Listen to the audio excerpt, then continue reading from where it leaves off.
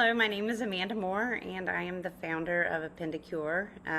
My husband was diagnosed with appendix cancer in 2024 and developed Appendicure to educate patients and caregivers on the new treatments that have been found from researchers researching appendiceal cancer. So today I am here with Amy Moeller. Amy is also an appendix cancer survivor. Amy, I've known you for a while now, and I'm just gonna say, like, we're friends. I wish you lived closer, but you're all the way over in San Francisco on the West Coast. So take me back to 2012. You were 38 years old. What was going on in your body that led to the diagnosis? Yeah, so I was living in San Francisco at the time. I was 38. My life was great, fulfilling. I had a good career. I was very active. I've always been an athlete my whole life, and played Division I college volleyball. Grew up playing soccer, softball. Just a very active person. And in 2012, I woke up one morning and my stomach was just kind of bloated, and I hadn't had coffee, I hadn't had water, hadn't had anything. And something in my mind just triggered me to call my doctor. Actually, I called a few friends first, like, hey, can you come take a look at this? And some of them weren't available. And I said, you know what, I'm just going to call my doctor. Or I was referred to a doctor in San Francisco because I thought I'm like, I have to have celiac. I have to. I was living in San Francisco, living in North Beach, which is like the Italian area. So a lot of pasta, a lot of, just a lot of glutton. Right. And I was convinced I had celiac. So I was referred to a doctor in San Francisco that diagnosed a friend with celiac. So I was lucky. I got in to see him that day. He felt my abdomen and kind of poked around and said, I'm going to send you to the emergency room. So he obviously felt something. But I had no pain. I had no symptoms really before that, or at least that I know of.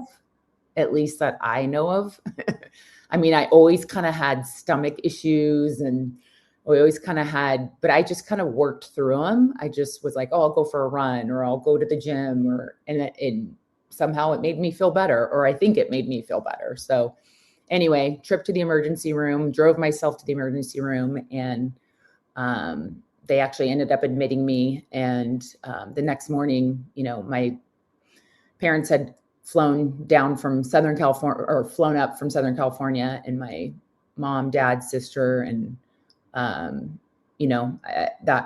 morning or that afternoon, I think it was, after all the testing was done, I was surrounded by UC San Diego emergency room doctors, and they just said, well, do you want the good news or the bad news? And I said, well, let's start with the good news first.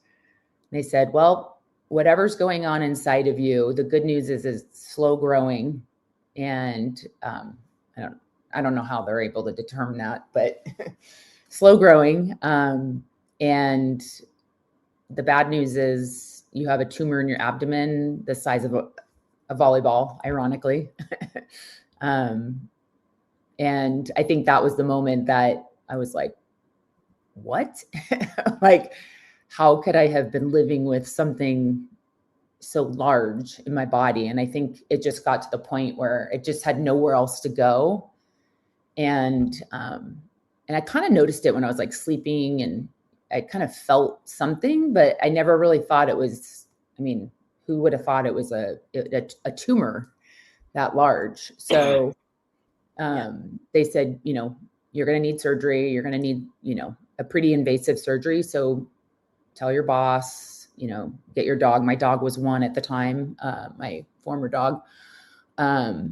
So they released me, and I went home, packed a suitcase, because my parents were like, you're not going to have the surgery here in San Francisco, because I lived on the, second floor of a flat, and no elevator, no nothing. So I wouldn't be able to recover there. So packed up, came down to Southern California, and immediately had appointments with doctors because my mom was in the healthcare business. So we knew a lot of people down in Southern California. So I got in to see a gynecological surgeon here in Orange County. So had the surgery on June 2012. So May 31st, I was diagnosed, and I think the surgery was on June 15th. So I was able to get in pretty quick. And at that point, we didn't know anything about HIPEC. We didn't know if it was appendix cancer. We didn't know if it was stomach cancer. We didn't know anything. And so the first surgery was exploratory to get that tumor out and then to really diagnose where it was coming from. And the results were, it's stemming from your appendix. They did a full hysterectomy and then removed all the tumors. So then recovered, invasive surgery, just like, all the appendix cancer patients have had, very, very invasive. The first surgery was pretty brutal, as we all know. So 3 months later, I went back to San Francisco, went back to live my life, was being monitored by doctors up in San Francisco. And they said, okay, let's do a 3-month scan. And that's when I got the call that they didn't get it all. And, we think that you'd be a good candidate for this HIPEC. So we had already researched all the HIPEC because from the first surgery, they had talked to us about potentially this chemotherapy, it's directed to the abdomen. We were like, what is this? So we had already researched facilities. We went to UCI, we went to UC San Diego. We reached out to MD Anderson, but I never went to see them. Stanford, they didn't treat it at the time, and UCSF didn't treat it at the time. So, all the fingers were pointing to UC San Diego, Dr. Lowy. So I already had met with him, and I already had a plan if I were to get that call, and I did get the call. So set up the second surgery, same year. That was in November. So I had a second surgery in November, and that's when they did the HIPEC. So November 30th, I went back in, cytoreductive. 2012. Yeah, 2012. They then removed my gallbladder and did a splenectomy, and then repairs to the small bowel. So from there, UC San Diego released me, said, no problem. You live in San Francisco. We have a counterpart at UCSF that you can go see and you can be monitored. So I was monitored for about 5 years, and the doctors at UCSF basically cleared me and said, we're going to put you on an as symptom basis, which in hindsight, and now knowing what we know of all this, it's definitely not the plan that should have happened. But again, so you should have continued to be monitored. Like scans twice a year. I mean, at least, right? I mean, yeah. It's my understanding that David will, after 5 years, will go down to 1 scan a year. Okay. But I guess it's different for everyone. Yeah. So you should have continued to be monitored. I should have. And you know why it wasn't? Did they just not do it back then? I don't think they did it. I don't know. I don't think they did it back then. So, I think UCSF wasn't prepared. UCSF didn't know, they didn't treat it. So it was. How did that sit with you when they said, all right, you're free? I felt great. I was like, wow, this is, because you rely on the doctor, right? You're like, I have all my faith in these people that have, spent so many years studying, well, in our case, the GI tract and the abdominal area. And so that's why I drive them all crazy, because I'm sorry, what did you say? Yeah. I don't know. That doesn't feel good to me. I feel like that we should have another test. I can just hear myself saying that to Dr. Shin. Yeah.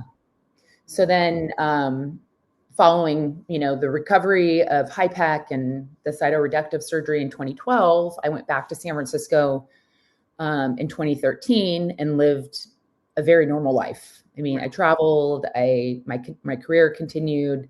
How I was was very, your recovery? How long did it take you to recover? Because you were young, and most people yeah. are much older when they go through these things. Yeah. So the first one I recovered, probably, I don't know, it was 2 months. 2 months. Second one was probably about the same, maybe it's like between 2 and 3 months. Yeah. But I mean, I was walking the day out of surgery. So that was really important to me. And Dr. Lowy was very adamant. Like, the best thing you can do is just get up and walk. It's the best thing you can do. Yeah. Yeah. Just start walking.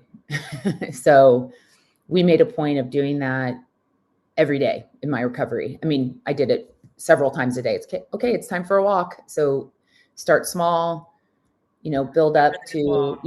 Yeah. yeah, and get outside, and go down your block and go see people. If you have neighbors, like, say hi, and, don't be I feel like, some people don't want to do that. And I think it's important that you get out and you breathe the air, put your feet on the surface, just, I don't know, be Oh, in and with nature. the more stagnant you stay, the more things tend to, I don't Yeah. know what the right word is for it, but kind of it's harder to move them as they stiffen, Yeah. if you can Yeah. keep It's just moving. like, even if we didn't have the surgery, if you just sit our bodies aren't designed to sit.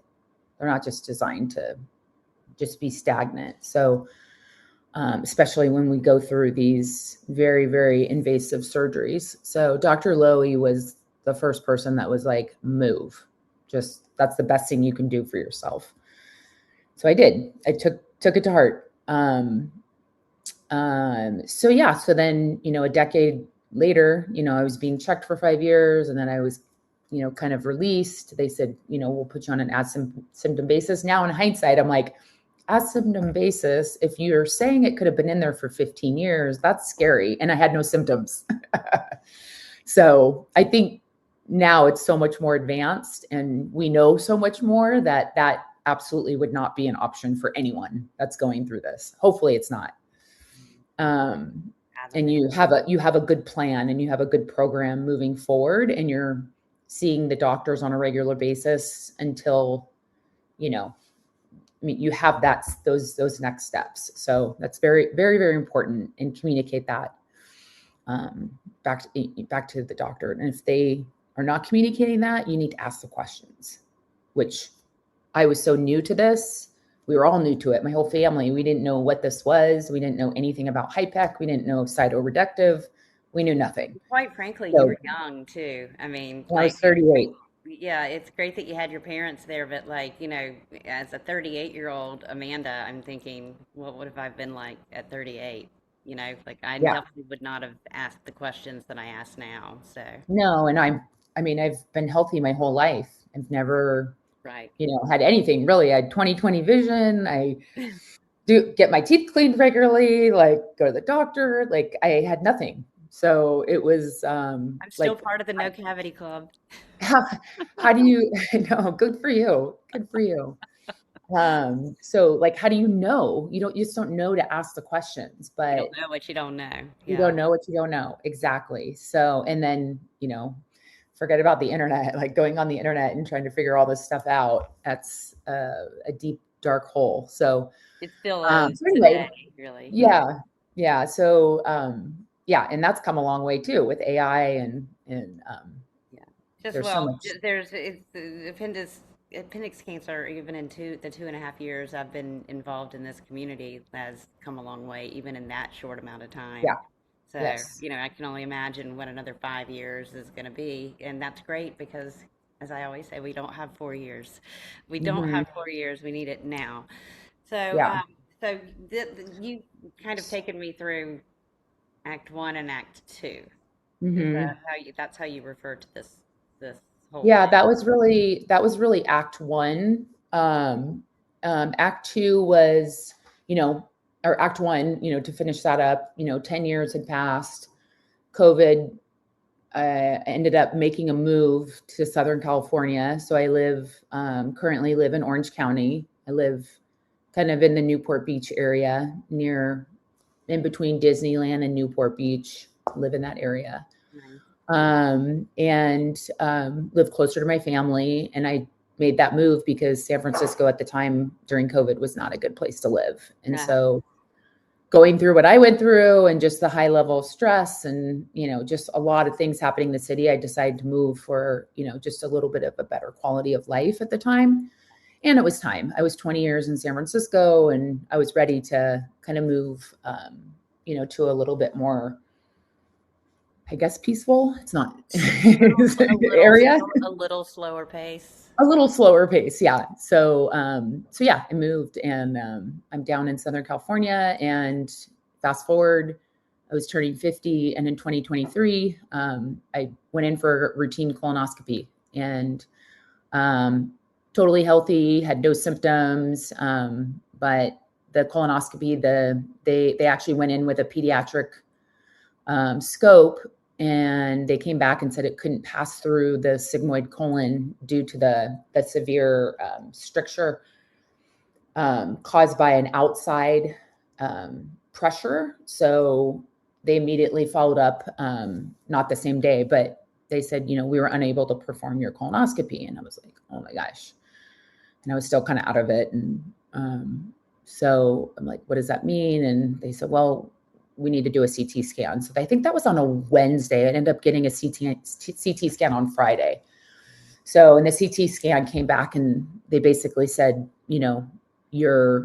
it's very similar to the disease from 2012. It's back. So, and we're pretty confident it's the same substance, same mucin, Yeah. That Or was, mucinous substance. yeah. So immediately got on the phone that day we called Dr. Lowy and Dr. Lowy's office. And he was actually leaving on a trip to Europe because he's doing, I think it was for he was going to a conference in Europe. He was doing some speaking stuff and he was going to be gone for a while. And he said, you called at the right time because I can get you in pretty quickly for surgery. So I got in pretty quick. I had the surgery on Halloween of 2023. CRS, another CRS. Yeah, another CRS. I was thinking, they had the HIPEC. He said, we're going to have the HIPEC on hand.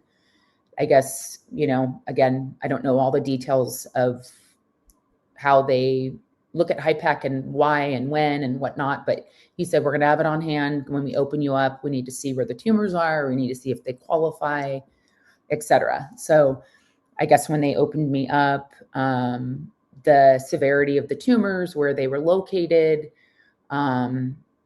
it just didn't qualify for the HIPEC. So here I thought I was getting it, and I woke up and Dr. Lowy came follow up in the hospital as I was recovering and said we weren't able to do the HIPEC. So we're going to recommend most likely a chemotherapy. So fast forward, that's Act 3. I understand why they couldn't do HIPEC if they could do CRS.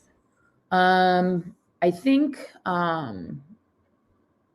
it was located in an area where the HIPEC wasn't going to be effective.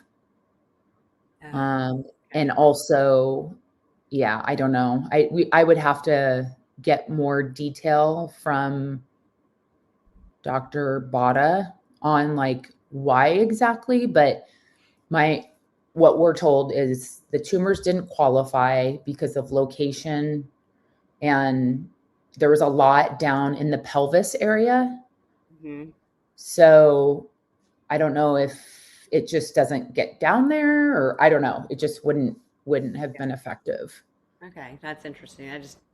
I always, and maybe it's just me not knowing, right? But I've always Yeah. heard, like, I never heard you don't qualify for HIPEC, but you qualify for CRS. I've Yeah. often heard people don't qualify for CRS Hmm. because of the amount of tumor. Anyway, And sorry. that might have been, yeah, that might have been why. So that was a little disappointing because although the HIPEC is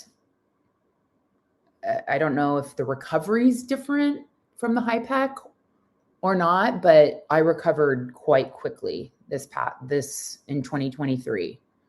Um, so it's not as invasive, I guess, and you're not under as long.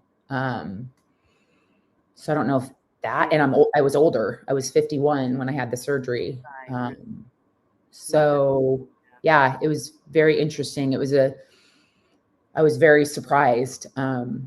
how the recovery was. Maybe I just knew what to expect because I'm like a veteran. You're a vet. Well, yes, you're a veteran. Yeah. Well, I knew what I And needed to do. You know, I knew what was coming. I knew what I needed to do. I knew the remedies that made me feel good in 2012 that helped me kind of recover. So maybe that was part of it too. But anyway, so Act Two was, or Act Three was the follow up chemotherapy. So I did after I recovered. So it was probably, I don't even know, it was probably 6 months later. I started FOLFOX chemotherapy and I completed 12 rounds of FOLFOX chemotherapy. well, So, and I did, that's saying something, Amy, because a lot of people cannot do 12 rounds of that. Yeah. yeah, well, I did 11 and a quarter, I would say, because on round 12, I had a reaction where I was coughing and I couldn't breathe. And they said it was very common. So they immediately administered Benadryl and did some other things. And they said, she's good. She did 11 and a quarter. So I like to say 12 because I did go in for the 12th time. But yeah, so I did 12 rounds of FOLFOX chemotherapy, which was really brutal, but that could be a whole separate conversation on what I did during those 6 months of chemotherapy and how I took care of myself and Yeah, what I've was been waiting for important. that blog post, I think. You promised me. Yeah, You know, I yeah. got you in video. I know. I need to write it. I need to write it. I'll chase you down So after this. yeah, so and I did my chemotherapy at USC Keck. So I live close to Newport Beach, like 5 minutes. And USC Keck has a facility. It's fairly new-ish facility. Beautiful, beautiful place, overlooking the ocean, brand new, like everything's state of the art, and just wonderful, wonderful doctors there. So I did my chemotherapy there because I wasn't going to drive to San Diego every round. Yeah, that's nice. So you can, that's another thing too, is know if you do have to do the chemotherapy, you can do your chemotherapy anywhere. You can go to South Africa if you want to do your chemotherapy. It's Yeah. a universal solution. Everyone's got it. As long as you have what you need, I think most doctors will collaborate with other physicians in different locations, absolutely. but Yeah. not all of them. So Yeah. not all of them, but So my advice is do chemotherapy as close to your house as possible. yeah. Because it will make your life so much easier. So much easier. I mean, I was 5 minutes Yeah. from where I was getting my chemotherapy. And because after you get the chemotherapy, you don't want to sit in a car. You don't want to, you don't want to sit in traffic. And you might have some stomach issues. You might get sick. I mean, you never know what's going to happen. So there were days where I left 10 minutes before I was going in. So it was so nice. Just such a beautiful facility. I can't say enough about it. So the Makes a care big, was amazing. yeah. So The air makes a difference. Your yeah, surroundings make a difference. yeah. All those things. It was state of the art, brand new, beautiful. You know, I had great doctors. It was a very peaceful environment. I mean, you could probably eat a meal off the floor. It was so clean. And I feel very fortunate to have gone there. So yeah, so I finished the 12 rounds, completed that. And that's when Dr. Bada, Dr. Vandermolen here at USC Keck, and Dr. Lowy had kind of come together and said, let's try to get you on the palbociclib. Is that right? Palboc. You would know better than me. I can say Ibrance. I can't say the others. Yeah, the Ibrance. So you're Palbos. on Palbociclib. palbociclib. Yes. Okay. Palbociclib. Yeah, Ibrance. So I started Ibrance almost in August. It'll be a year. So I've been on it. What prompted them to say, "Hey, you've just now done 12 rounds of FOLFOX. Now let's go on Ibrance." Yeah. So there's remaining mucin-like substance still in there, mostly in the pelvis area, and that they weren't able to get to because of where it was located. It was my understanding that if they were to go in there and get all that, it probably would have been life-changing. I probably would have had a colostomy bag, or, it just would have been, they would have had to take more of my colon, which in each surgery they've had to take some. So yeah, they would have had to take more, and it probably would have been life-changing. And as a female, single, just travel active, just wanting to continue to live life, it probably wouldn't have been a good quality of life. So they came to the decision that with the Ibrance, it will keep that. Hopefully the goal is to keep that at bay. So keep it from growing. So yeah, so I've been on it. Oh, go ahead. Mm-hmm. Oh, go ahead. Did they talk to you much about GNAS mutations and why the drug target is good for appendiceal cancers, different in a different way than chemo? They might have.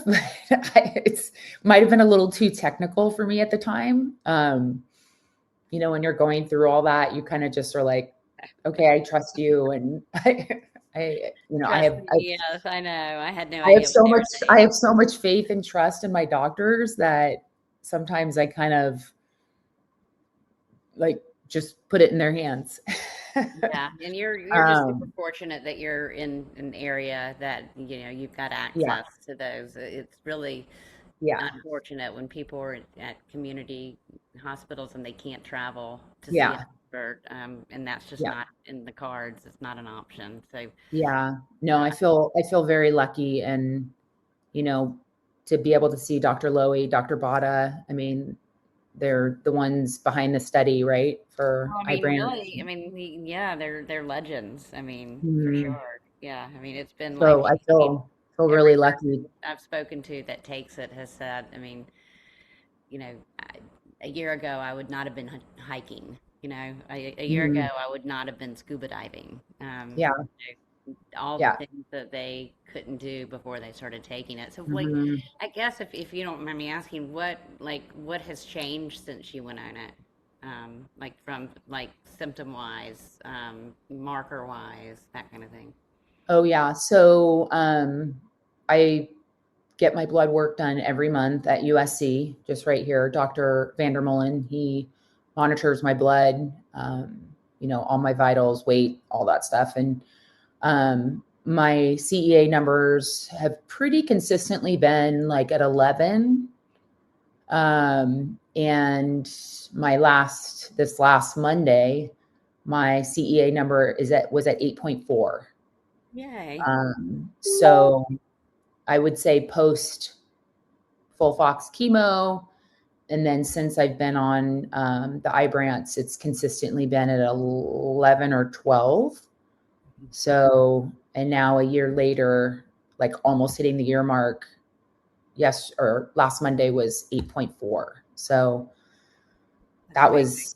was a really good appointment. I would say so. And I don't know what, I mean, it could be the HIPEC, could be some other things. I'm not exactly sure what is contributing to that, but I started seeing a hormone integrative person here in Newport Beach to get all my hormones intact, vitamins, and just to make sure, because I was still having some gut issues, as many of us do, when you go through these massive surgeries and you lose your gallbladder, your spleen, hysterectomy.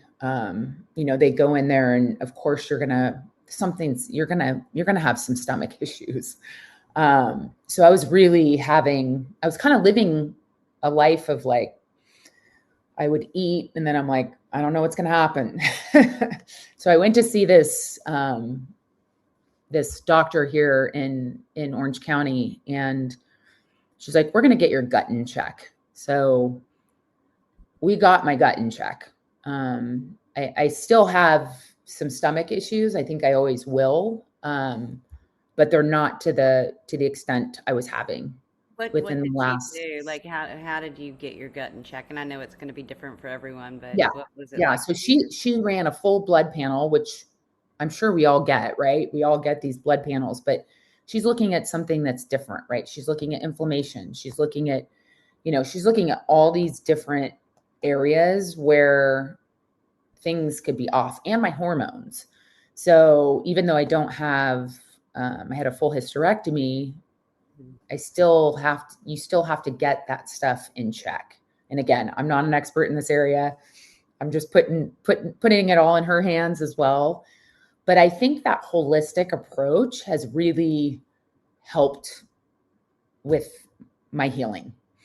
It's Not helped just with my one thing. It's not. physical, mental, because I feel like the physical part kind of leads to the mental part. So I feel like having my gut in check a little bit better, and it's getting better every day. That's helped with the mental part, because if your gut's not in check, I feel like you don't feel good, and that leads to, Yeah. various mental things. So I kind of see it as the Oh, and that's something that like whether you've had a right hemicolectomy or CRS, full CRS, like yeah. it changes your digestive system, and Hmm. it's going to impact some greater than others, but there's Yeah. still going to be impact no matter what. So Yeah. So she put me on a gallbladder supplement, which I hadn't been taking for 10 years, 11 years, yeah. or 13 years, because post my third surgery. So I started taking it's by Dr. Maricola, a gallbladder supplement. So it's really helping me, like, if I do come across a fatty food or you know, something that you typically gave me a stomach ache, it helps me digest that a little bit more, Yeah, a I'll have lot to more. tell my sister because she had her gallbladder removed and she has stomach issues. Yeah. So it's things like that, and to no fault of Dr. Bada or my general doctor or Dr. Vandermolen. That's out They of their have their, scope. yeah, That's it's out of their scope. They're not gonna prescribe vitamins to me, So, no, but I did and tell, when they're looking at your blood work, it's for different right. reasons. It's not. Yeah. And I did tell Dr. Bada I was taking that, and it's really helped. And so he took note of that, and I don't know, maybe he's going to add it to his research or whatnot, but it's actually really helped. So it's things like that. And like my iron was low, and my general doctor and again, she's wonderful. She's great. She was my quarterback during my whole cancer process. She's a wonderful, wonderful doctor. But she was saying, you're fine with your multivitamin. So, but I just wasn't, I think because of my stomach and digestive issues, I wasn't absorbing that multivitamin. So I needed something else. So now with this integrative medicine, and it's it sounds a lot more complicated than it is. It was very simple. I went in, I saw her, she ran a blood panel, sent it to Quest. We went over it together and she said, here are the vitamins that I'm going to have you take.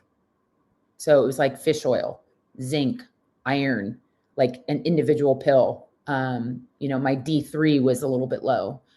DHEA, pregnenolone. Is it pregnenolone? That's another hormone that a lot of people miss, because that's what actually supports the estrogen and the what's the other hormone? Progesterone. Progesterone. The pregnenolone like supports that. So my gynecologist has never told me that. So she said, we're going to try this pregnenolone. So anyway, this holistic approach. So now I feel like I have all my vitamins and minerals in place. Every time I talk to you, David has something new I've gotten for him. My blood work gets monitored monthly, and I see Dr. Bada every 3 months via Zoom. I don't have to go to San Diego. And it's a pill that you take, right? Is it Ibrance? Yeah.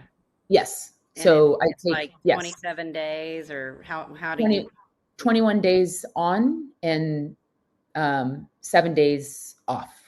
And do you have side effects or side effects when you don't take it?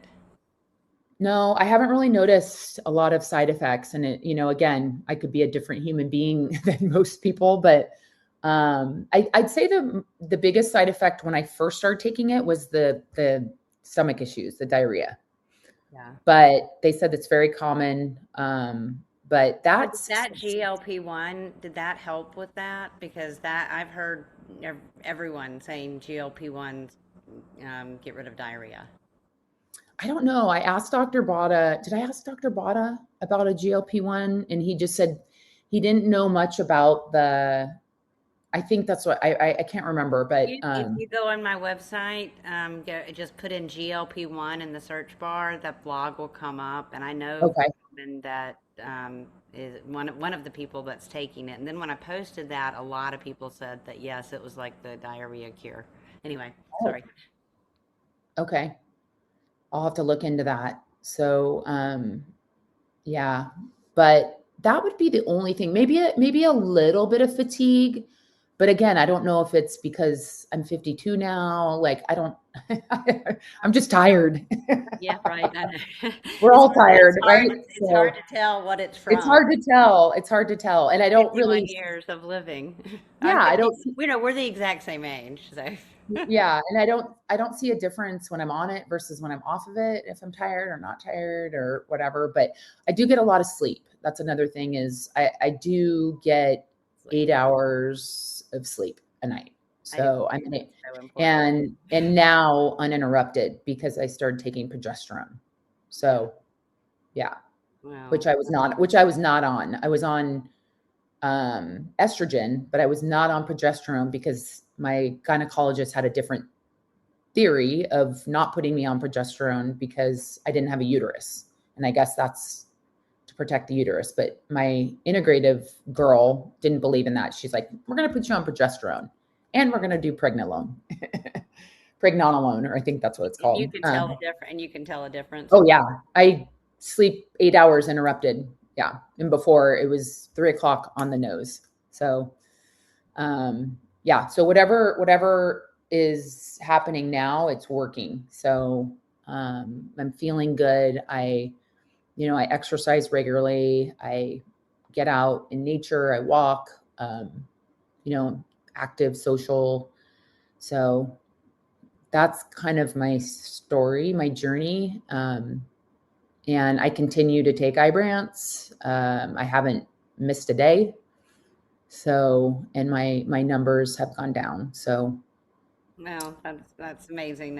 And I just, I hope stories like yours will help to convince insurance providers that it's time to stop denying these claims. It's, it makes no sense that it's been out there now for over 10 years and receiving denials. So, yeah. And I think my kind of final thoughts is like, what I've kind of learned is appendix cancer is a marathon. It's not, it's definitely not a sprint. I have so many people that ask me, "Oh, are you in remission? Are you in remission?" And I'm like, not really. I don't know that we're ever in remission, because, well, at least in my experience, I thought I was in remission, and I was not. So, and I think it just proves that, if you are an appendix cancer patient, like, I think we need, it's almost treated like a, autoimmune disorder. It's not an autoimmune disorder, but it's treated like that, where it's like, you're going to have to be surveyed. It's like a lifelong surveillance. Well, and they just don't know enough about it, right? So Right. they haven't studied it enough, Yeah. and that's it's just got to change. That's why I developed the registry. Yeah. Please go to it and register your data, because I know it seems like, oh, I'm just one person, but no, this really matters. And there's so many subtypes too, so it's not like, Yeah. oh, I got 20 registrants today, but really, like, we only got 3 for PMP, or Mhm. whatever. So, like, it really makes a difference. It matters a lot. Yeah. And especially, not only is the registry going to help with research and studying the cancer, but it's also going to help with you know getting drugs like this approved. We have to Mhm. have the proof, and one center by itself doesn't have the proof, but many centers together, like, it's there, and as well globally too, because it matters. Mhm. So, Yeah. so I appreciate you doing this. So let me ask this one question. So you're 50, we're 51 years old. I don't know how that even happens. I can't believe I'm 52. 52. Oh, good, you're older than me. Yay. So what does a beautiful life, like a full, heartfelt life, look like for you today, at the ripe young age of 52? Yeah. So, I continue to work. I work from home. I have a great family, and they were by my side through every single act, 1, 2, and 3, and they continue to be by my side. I have a great community. I have great friends. I have a loving family. I continue to look for ways to improve my health and improve how I can continue to feel good every day. I just got back from a great trip to Germany, Italy, France, and Spain. So my love for travel has always been there, but I continue to do that. I did get some prescriptions before I left on traveling, just in case if I got sick over there, or if I had, some stomach issues or whatnot. I definitely prepared, but I didn't have to use any of them. So it's just kind of one of those things where you take precautions, and but yeah, I live in sunny Southern California, so I live close to the beach. I take beach walks. I have a dog. I have a 4-year-old sheepadoodle that keeps me going every day. And, I'm super happy and loving life. So, We have that in common um, as well. I think the first time I met you, we were both on our beaches and opposite yeah, ends of the country. that's right. That's right. I think I was on a lifeguard stand sitting with Lily when I talked to you. Yeah, I think I was just standing there. Yeah. We don't have So, benches like you guys have. It's just beach. yeah. So yeah, I hope this story and my journey inspires other people, and really to be your own advocate. Ask the hard questions. I mean, use AI to ask questions. If you don't know, ask AI questions and have those prepared for when you're going to meet with your doctor. And I'm Um, probably going to get criticism for saying this, but honestly, there's no excuse for not being able to do some research. Like, no, not at this point. We have so much at our fingertips. hmm hmm There's so many resources right now. And You have to just be careful use, about it, right? You have to be yeah, careful. be careful about it. And it's not the end all be all, but certainly use it for if you're newly diagnosed, if you're, what are questions I need to be asking? All those Who are the things. best doctors? What are the treatments available? What are just the basics to educate yourself? And again, it's not the end all be all. You don't want to go down this rabbit hole, but it Your can really doctor, help talk to your you doctor, talk to your doctor, but bring things to your doctor. bring things to The your more doctor. you Yeah. interact, the more you get out of it, really. I mean, Yeah. it's that simple. And at the end of the day, we're their customers. Like we are Yeah. their clients. They, Yeah. we're paying them to help us. So we have the right to ask the questions. So don't be Yeah. scared. Those are Yeah. great. Absolutely. Absolutely. Well, Amy, I appreciate you so much, and I'm going to turn off this recording, and then we can just talk shit for a minute. Perfect.